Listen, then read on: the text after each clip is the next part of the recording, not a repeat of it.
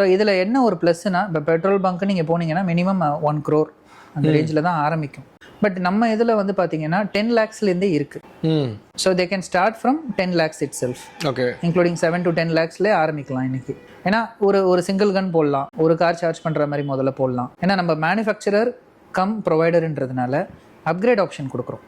வேறு எந்த கம்பெனிலையும் இது கிடையாது. ஓகே, ஒரு கன் போட்டவங்க அடுத்து இன்னொரு நாங்கள் அந்த மிஷினை அப்கிரேட் பண்ணிக்கிட்டே போவோம். ஏன்னா நீங்கள் க்ரோ ஆக உங்களுக்கு கம்பெனி சைட்லேருந்து சப்போர்ட் வரும். ஏன்னா நாங்கள் வந்து ஒன் டைம் நாங்கள் வேறு இடத்துலேருந்து மிஷினை வாங்கி ஸ்டிக்கர் ஒட்டி விற்கிற கம்பெனி கிடையாது. So we have our own charges. So இப்போ நீங்கள் பண்ணக்கூடிய சார்ஜர் இன்ஃப்ராஸ்ட்ரக்சர், இந்த கன்னு, அதோட ஒயர்ஸ் அண்ட் மற்ற எல்லாமே நீங்கள் தான்? மோஸ்ட்லி 80% லோக்கலைசேஷன் ப்ராடக்ட் தான். இந்த கவர்மெண்ட் நார்ம்ஸ் படி 80% லோக்கலைசேஷன் ப்ராடக்ட் தான்.